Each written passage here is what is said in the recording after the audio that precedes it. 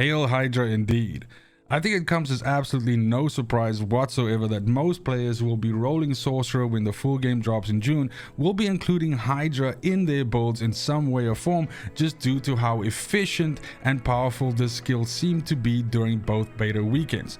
Now, there's been no indication from Blizzard that this has been altered in any way for the full release of the game, so this build will absolutely feature Hydra, but at the same time also 3 different elements to further on bolster the power level of this skill and essentially create a well-rounded Sorcerer class. Now, through the use of Hydra and some massive AoEs, you are able to create very efficient kill boxes with this Sorcerer build that allow you to lock down entire rooms or basically archways that enemies are funneling into you and make it impossible for enemies even to come up close to you and hit you. This is pretty much the way how Sorcerer works in my head and was kind of like the guiding philosophy to me setting up this blueprint for this build. And taking us straight into the skill tree and the skills that we're using in this build, we're starting off with a basic skill called Spark.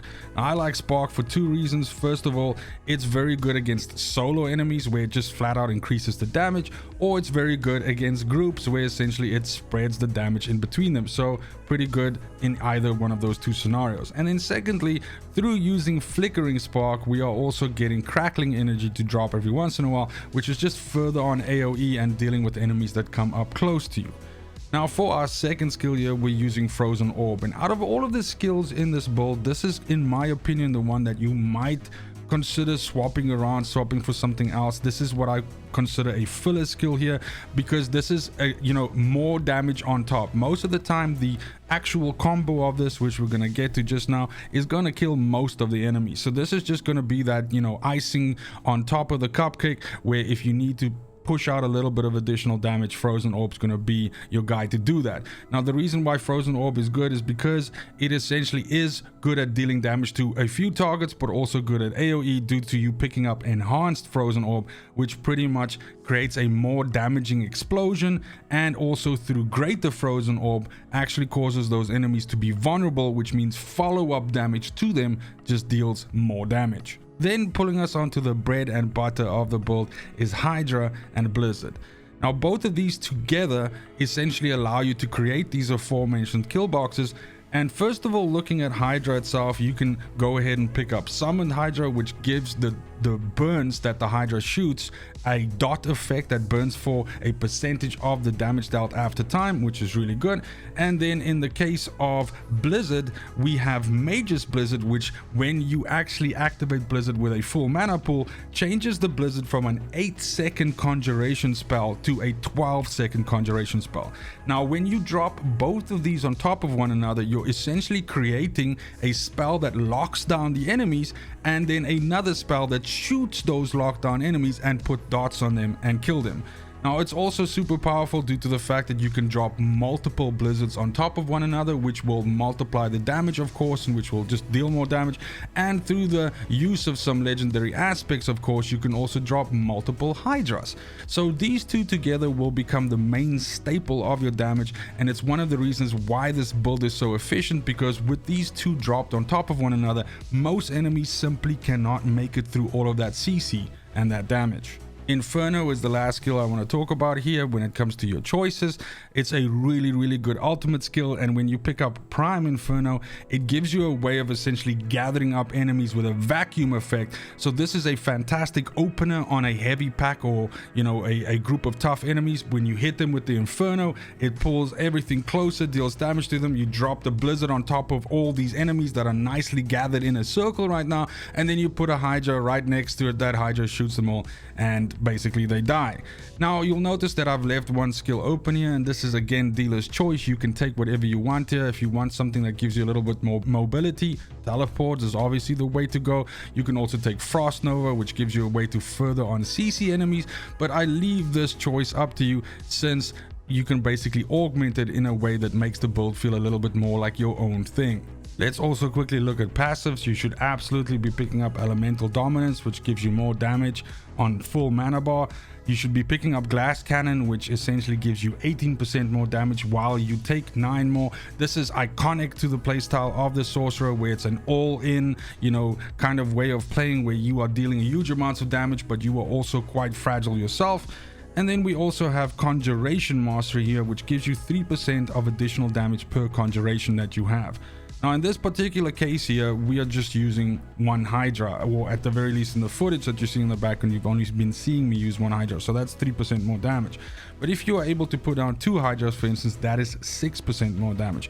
If you take for your 6th skill, instead of Teleport or one of the other ones that I suggested, you take another Conjuration effect, then you just further on increase this damage. So this is just a nice passive flat increase to your damage, and it's pretty damn dope. Now, your combat flow here is super easy. I've actually mentioned it a bunch of times while we were talking about the skills. Basically, as soon as you walk into a room and you see enemies, if your Inferno is off cooldown and this is a, you know, elite pack or something like that, you drop the Inferno right on top of them. That is going to vacuum them all up. Blizzard on top of that, Hydra next to that, smoke a cigarette, drink a beer, because everything's going to be dead. In the cases of not fighting that tough an enemy, essentially all you do is you extend this kill box every time. So you go Blizzard, Hydra, Blizzard, Hydra. Whatever walks through that, you give them a couple of frozen orbs through the face, and they're not going to be complaining. Now the Sorcerer is also able to pick 2 enchantments at different level intervals, which basically allow them to augment their spells that they're using in different ways depending on which spell you choose to enchant with. Now the only caveat here is the spell that you use to enchant with, you cannot use on your spell bar, and it also has to be a spell that you've at least put 1 point into. Now I highly recommend using Frost Nova as your enchantment if you don't use it as one of the skills on your bar, because basically what it does is it gives you a lucky hit effect that says your conjuration skills, aka your Hydra, has a 30% chance to unleash a Frost Nova when hitting enemies. So every time that Hydra shoots a fireball, that can potentially proc a lucky hit, which will Frost Nova at the point of impact and lock down those enemies. This is really good, and once I started using this, I was locking down packs far away from me before they would even come into range to deal damage to me.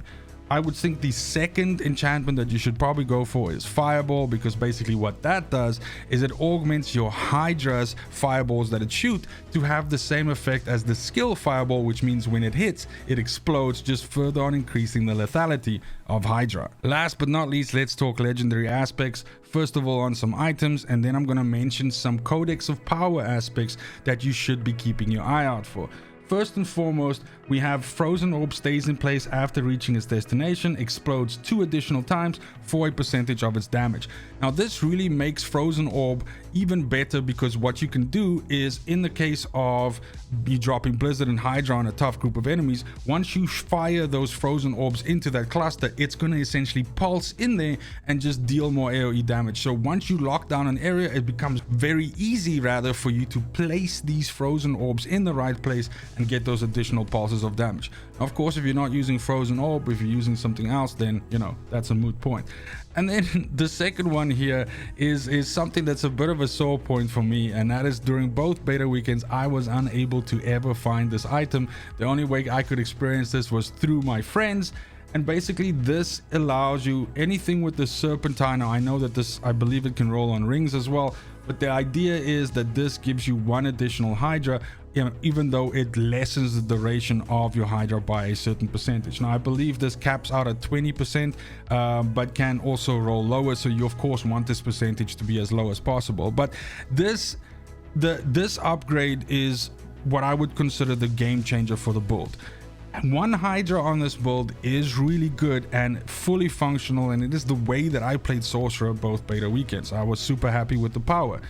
But 2 Hydras is ridiculous, and this basically, it's not even that it doubles the power of the build, it kind of like shoots it into the stratosphere. So as soon as you get this, it's going to be a game changer for you with this build, and it's really going to make you believe the Hydra hype. Then onto the Codex of Power. First of all, starting us off with 2 defensive options here.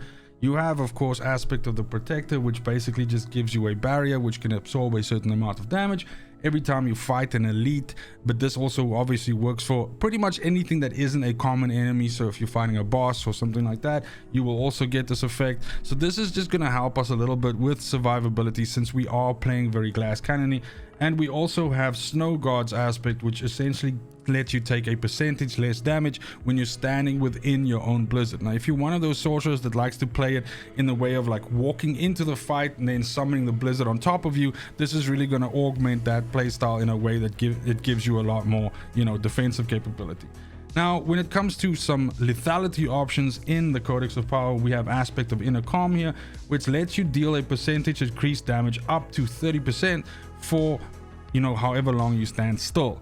Now, this is really good if you are not going to be playing a mobile, you know, sorcerer, if you're not going to be teleporting around, everything like that.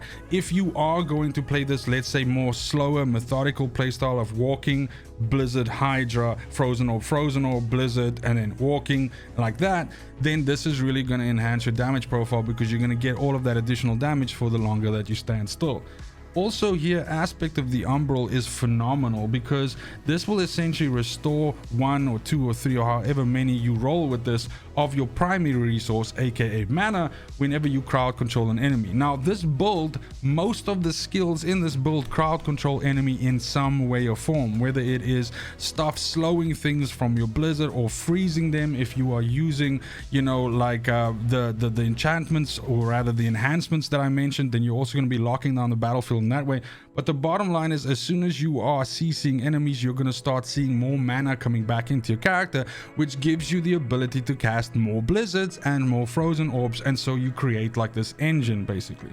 Last but not least, we also have aspect of control, which lets you deal a percentage more damage to immobilize, stunned, or, and here's the key one, frozen enemies. You're going to freeze enemies a lot, and so this is going to help you deal a lot more damage to those frozen enemies.